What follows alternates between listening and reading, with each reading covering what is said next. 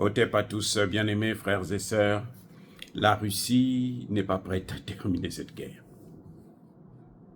La Russie ne veut pas finir la guerre trop tôt. La Russie ne veut pas libérer Koursk. Oui.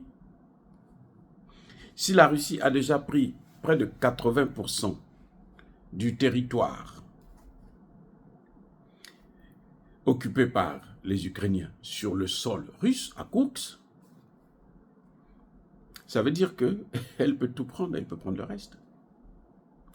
Les experts militaires vont vous dire que la Russie est capable aujourd'hui, avec le potentiel, les capacités que nous sommes en train de voir aujourd'hui, la Russie est capable de prendre l'ensemble du territoire ukrainien en moins de 3 mois. Mais pourquoi la Russie ne met pas fin à cette guerre? La Russie prend tout son temps.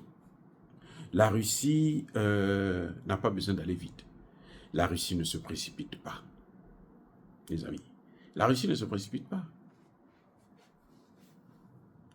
Mais elle veut atteindre ses objectifs. Lesquels? Il y a des objectifs cachés et il y a des objectifs visibles. Les objectifs visibles, ce sont les objectifs que la Russie a déjà présentés devant le monde entier. Tout le monde le sait.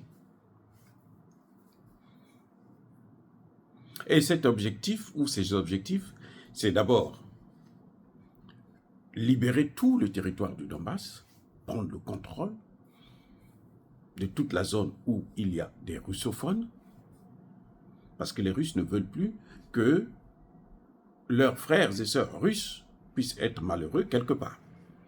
Donc il faut les libérer. Il faut empêcher que l'Ukraine puisse être militarisée. Il faut détruire complètement l'armée ukrainienne. Il faut se débarrasser des néo-nazis qui sont en Ukraine. Voilà les 3 grands objectifs visibles que la Russie a annoncés devant le monde entier, devant Dieu et les hommes. Et ces objectifs sont en train d'être atteints. Vous savez que les Russes sont déjà aux portes de Pokrovsk. Dès qu'ils vont finir avec Pokrovsk, eh bien, il n'y a plus rien qui peut les arrêter dans le Donbass.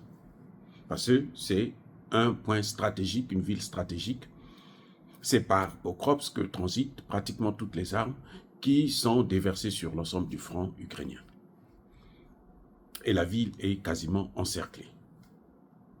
Il n'y a plus rien qui arrête les Russes. Mais les Russes ne veulent pas aller vite. Les amis, il y a aussi des objectifs cachés que l'on ne vous dit pas. Et c'est ça qui est le plus important en fait.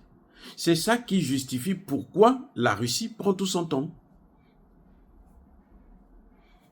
Pourquoi la Russie ne veut pas libérer Koursk. Elle préfère garder les Ukrainiens là, encerclés, ils ne bougent plus, ils n'avancent plus, ils ne reculent plus, ils sont là au milieu, comme un chaudron. Et elle continue de l'autre côté. Mais le fait qu'il y a des Ukrainiens sur le sol russe, ça veut dire que la guerre se mène des 2 côtés.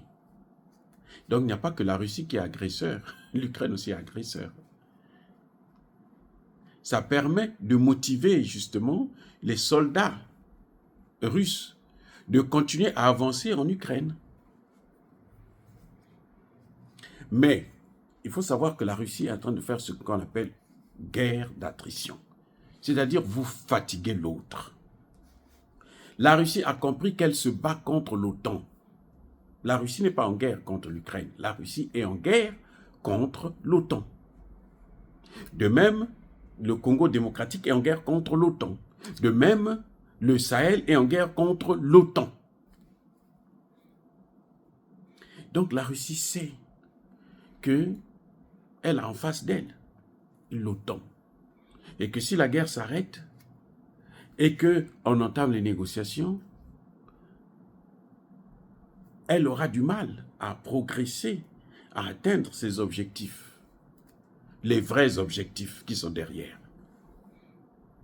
Les vrais objectifs, là, c'est affaiblir l'Occident collectif.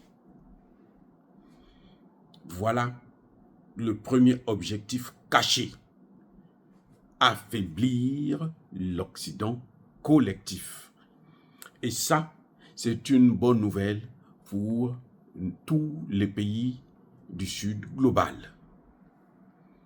Parce que ces pays-là sont ce qu'ils sont, pauvres à cause et instables à cause des États-Unis et de l'Europe, à cause des pays de l'Occident collectif. Ceux qui imposent la démocratie, ceux qui imposent des nouvelles cultures, ceux qui imposent qui détruisent notre identité, ceux qui imposent qui vont même dans nos chambres à coucher, ce sont les Occidentaux. Donc la Russie veut les affaiblir. Et il y a encore un autre objectif, très important aussi, que les deux premiers, ou que le premier objectif caché, c'est que la Russie veut en fait terminer avec l'OTAN, détruire l'OTAN. La Russie veut faire disparaître l'OTAN.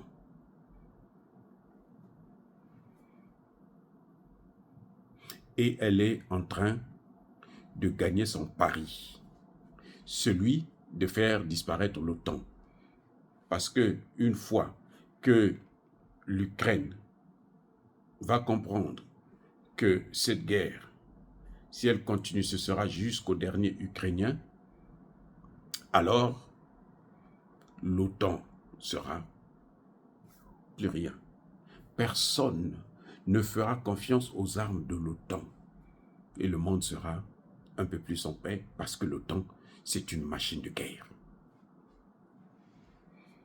Les amis, les trois objectifs principaux de cette guerre, le premier est caché avec les sous-objectifs qu'il y a dans le premier, c'est-à-dire le contrôle de toutes les régions russophones, et ce débat qui conduit donc le contrôle pratiquement de l'Ukraine, la démilitarisation de l'Ukraine, ainsi de suite. Mais aussi les deux autres qui sont affaiblir l'Occident collectif et faire disparaître, détruire l'OTAN. On le voit aujourd'hui, Volkswagen va supprimer plus de 35 000 emplois. Volkswagen seulement. C'est quoi? C'est l'économie qui est affaiblie. La Russie veut faire disparaître l'OTAN sur le plan non seulement militaire, mais aussi sur le plan économique. Et elle entend de gagner. Parce que l'OTAN actuellement n'a plus d'armes. Elle veut bien, mais elle n'a plus d'armes à offrir à l'Ukraine. L'Ukraine peut continuer la guerre, mais l'Ukraine a des difficultés parce que elle n'a pas d'armes. Ce que l'OTAN fabrique en un an, dans certains domaines, comme les missiles de croisière, l'OTAN utilise ça en quelques jours. Les États-Unis fabriquent 200 missiles de croisière par an. La Russie peut utiliser 60 missiles de croisière par jour. En 3 mois, 4 mois, la Russie a utilisé 1200 missiles de croisière. Alors, dites-moi, y a-t-il photo? Non. Donc, bien-aimés frères et sœurs, voilà ce que la Russie attend. Voilà ce que la Russie cherche. Soyez bénis.